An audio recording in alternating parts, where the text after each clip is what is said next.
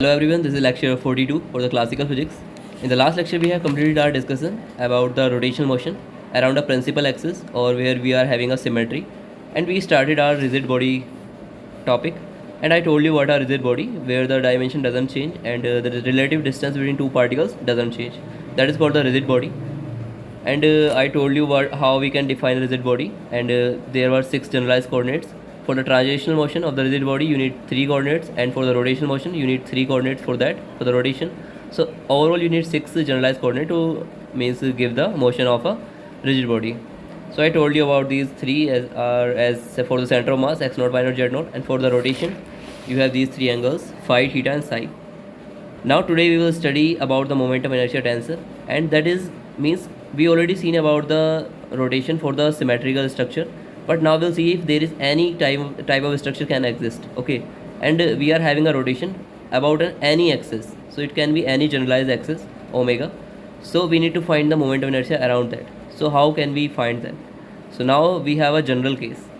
So let's assume there are some any mass mi, so there will be different mi in the whole structure, and the distance between ri, and see this whole plane is rigid. Okay, this is a rigid body, and there is also one thing, the axis fixed means the axis x, y, z are fixed with this body, means when this body is rotating these axes are also rotating with it, and we call them as fixed axes. So these axes are fixed with the body.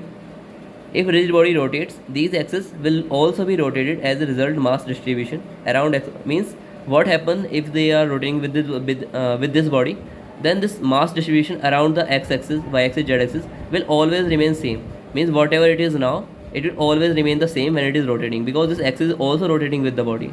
So the around the y it will remain same, around z it will remain same. So that is the main thing here. So as a result mass distribution around x, y, z axis remains same, and we call them as body fixed axes. So let me see, this is the benefit of this fixed axis, that the mass distribution will remain same, we don't need to complicate things. So let's see, there is any particular axis, this omega, and we need to find the angular momentum of this whole body around this axis. So how can we find? So you know the formula for angular momentum, that is r cross p, and now this is for this one particle mi, so it will be ri into pi. So ri is the position vector for this mi, and this is linear momentum, and for the linear momentum we know the formula is mivi, this is the linear velocity. So we'll substitute it here. So L will be r cross p, in place of p it will be mivi, so mi will get taken out because this is constant thing. So ri cross vi. Now for the vi, you know what is the linear velocity is equal to r omega. You remember that formula, v equal to r omega. So actually that formula is for the vector, and it is written as v equal to omega cross r. So in place of v we will write omega cross r.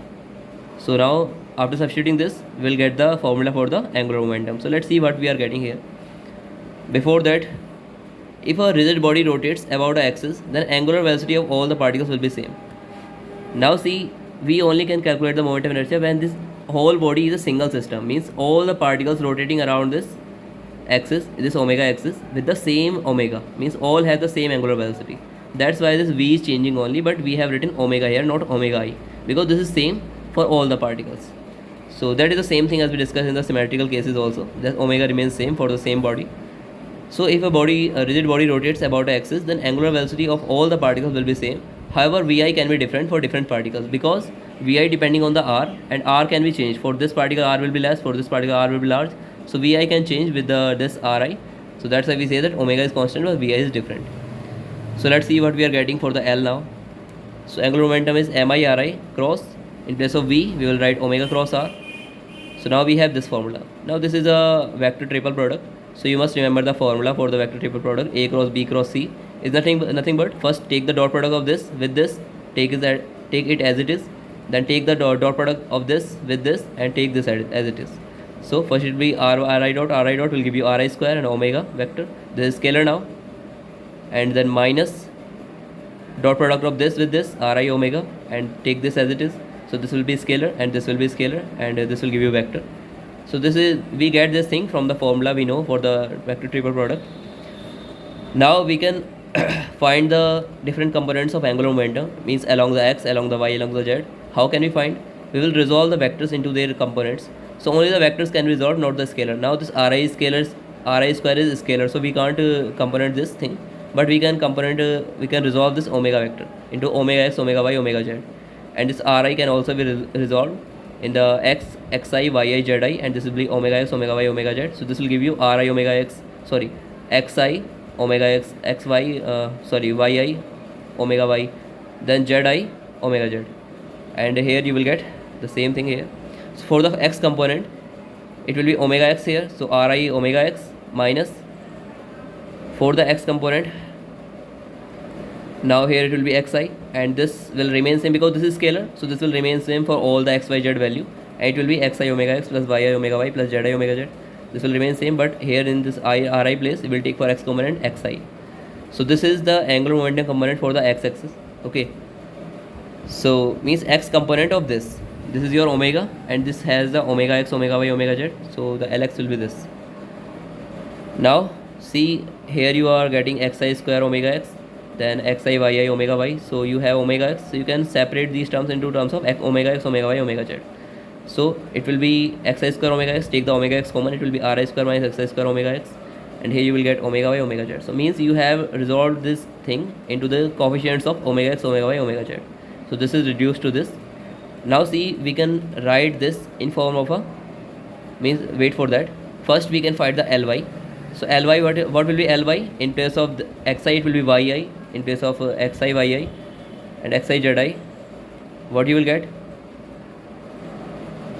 So you can calculate that thing, because that will be same as we did here. In place of xi, that will be yi this time, and yi square will give you ri square minus yi square, and yi xi and yi zi will be there in terms, and for the zi it will be zi here, and you will get zi square, then it will be ri minus zi square, means you will get 3 terms.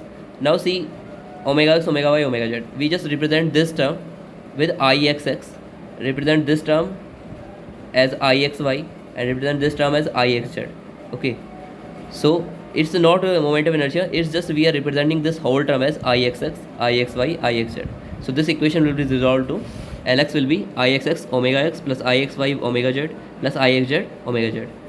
Now same equation we will get for Ly, and that there we will get ri minus yi square in the Ly terms. So there we will remove that term, means there we will get this term with the omega y, and you will remove that term with iyy, means similar equation you can write for Ly and Lz. So we will get the same result. Now we can write Lx, Ly, Lz in this form, and these are just some numbers, iyx, iyy, iyz, ixx, means these are all some numbers, and we have taken the component for omega x, omega y, omega z. Now see, we can represent this thing in term of matrix. How? This is the column vectors, it can be written in column vector Lx, Ly, Lz, and omega x, omega y, omega z will again a column vector, and this will be a coefficient matrix ixx, ixy, ixz, yx, yy, yz, zx, zy, zz. Now this matrix is called the moment of inertia tensor. So all you need is this matrix, and you will get everything you need. So I will tell you how you will get. Now this is nothing but this is some vector defined Lxi x cap, Lxy Ly j cap, Ly j cap, Lz k cap. So this is some vector, this is also some vector, and this is a matrix. Okay, so take it as it is. So as I represented here, Lx, Ly, Lz is nothing but Lx x cap plus Ly y cap plus Lz z cap. Now see, this is your moment of inertia tensor, and what this represent? This matrix represents that how mass is distributed in this rigid body. In general rigid body, how the mass will be distributed along the x, y and z axis. This matrix represents everything. This has the complete information about that. Now let's see what can we find from this matrix. Now when the axis is principal axis, remember we can write L as I omega. Here also we can just take the analogy, and L angular momentum can be written as this I tensor and omega, and this is called the moment of inertia tensor. So this is represented by, means this matrix is represented by this I tensor, and this is omega vector, and this is L vector. Now see, all we need is these components. So how can we find that? So we know the formula for Ixx. This is the formula mi ri square minus xi square. So let's see how can we find this Ixx component. Now see, if this is for the discrete mass, means if there is 1 mass, 2 mass, 3 mass, so then you can apply this formula, take the sum. But if the mass is continuous like this, you don't have single mass, this mass is continuously distributed. So how can you solve that now? So see, this mi will change to dmi, so some dm mass, and this summation will go to the integration. So it will be integration of this dm, and this will change to y plus z square. So this will give you your Ixx component for the continuous body. Now this how you can find dm? If you know the density, then this density multiply d small volume. This means volume will be associated with this small mass. So density multiply volume will give you your small mass dm. So you will substitute here rho dv. So now this is your I excess component. Similarly, total same. The I y component will be rho dv. There will be z square plus x square, and for the I z it will be x square plus y square dv. So these components you find it by this method, and these three I x axis, I y y, I z z are called the moment of inertia.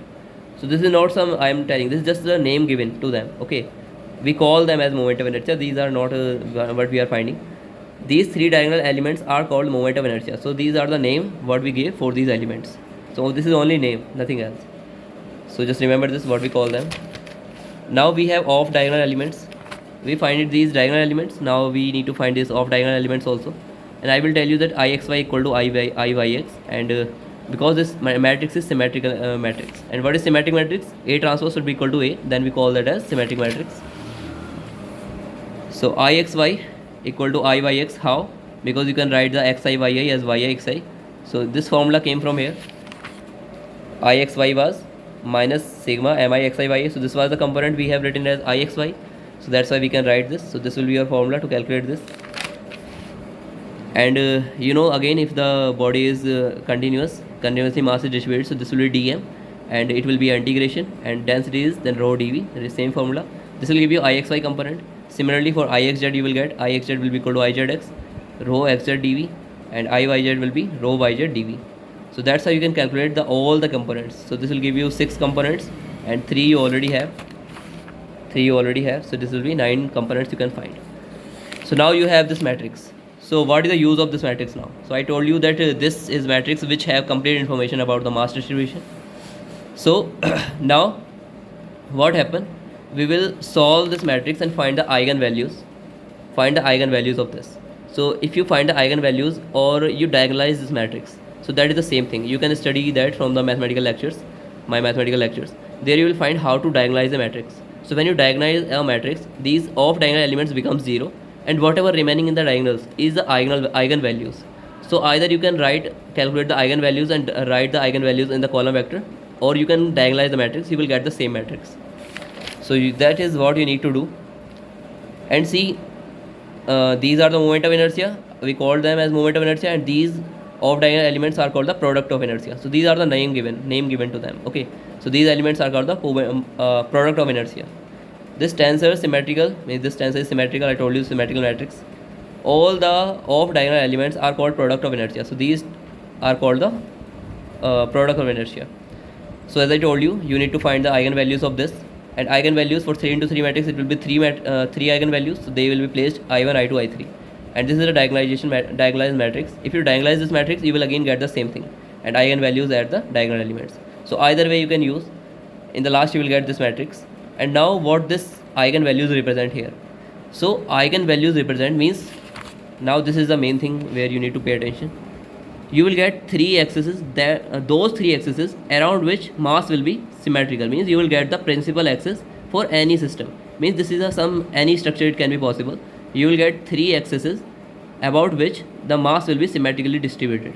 So for a symmetrical body you will get x, y, z. But for any body you will get some other 3 axes, perpendicular axes, around which the mass will be symmetrically distributed. And the moment of inertia around those axes will be this I1, I2, I3. So I think you understand this thing now. So now how you can find those 3 axes means you know what will the moment of inertia along those axes, but what will be those axes? So this is the eigenvalues. So you can find the eigenvectors also.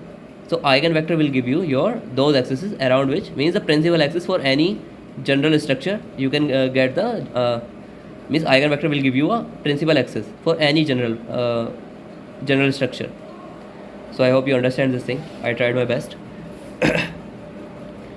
So L1 can be written as Ixi, means this xi represent the omega, because omega giving you direction. We have taken this as our direction as omega. So this is different for 3 axes, means you will get omega 1, omega 2, omega 3. So these are nothing but eigenvectors for that matrix. So if you find the eigenvectors, they will give you omega 1, omega 2, omega 3. Those 3 axes around which the mass is symmetrically distributed. So how you can find the omega 1? So just place, means you know how to find the eigenvectors. It's just I1 you have eigenvalue, so just place I x1 equal to I1 x1, I x2 will give you I2 x2, so you can find the x2 if you know I, and I2 you know, so you can find the x2 and x3. So that is the same thing how we find the eigenvectors when we did in the matrix. So this is the same thing. Now let me give you a visual representation of this, that how this is giving us the same thing. Now let's assume the structure is symmetrical. If we choose x, y, z axis in such a way, the distribution of mass is symmetrical about these axes, then moment of inertia calculation will get all the moment is 0. So let me tell you what is this. Now we have a structure as a disk. So you have disk. Now see, we have 3 axes, means if you find the mass distribution for this disk, what you will get? You will get all these terms as 0, and you will get only these diagonal terms. Why? Because this will give you x, y and z axis, means after solving this axis, the omega 1, omega 2, omega 3 will be x, y and z, and this will be your moment of inertia tensor, because the mass is distributed around these 3 axes, means solving this to this, giving you those 3 axes around which mass is symmetrically distributed. Now if you solve for this system, and you know already that these are only x, y and z axes around which the mass is distributed symmetrically, so what you will get? You will get as your moment of inertia tensor as this. And you already know that for the x, y and z, the moment of inertia is half mr square, half 1 by 4 mr square, and 1 by 2 mr square. This for the 1 by 4 mr square for this, 1 by 4 for this, and 1 by 2 mr square for this.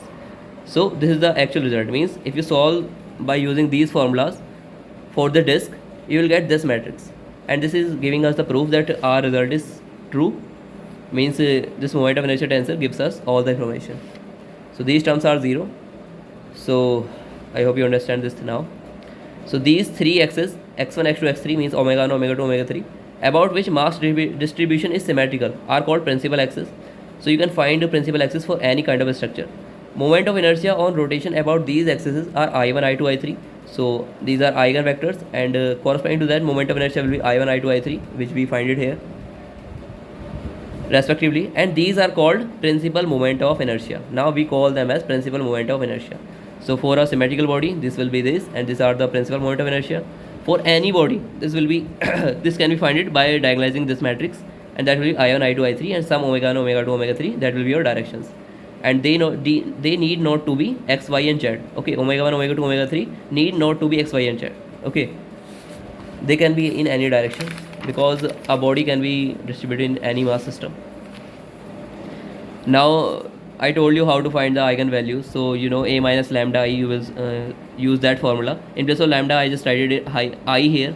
So A matrix is this, and minus lambda I is identity matrix, so it will be is this minus lambda, this minus lambda, this minus lambda. So in place of lambda, I represent by I.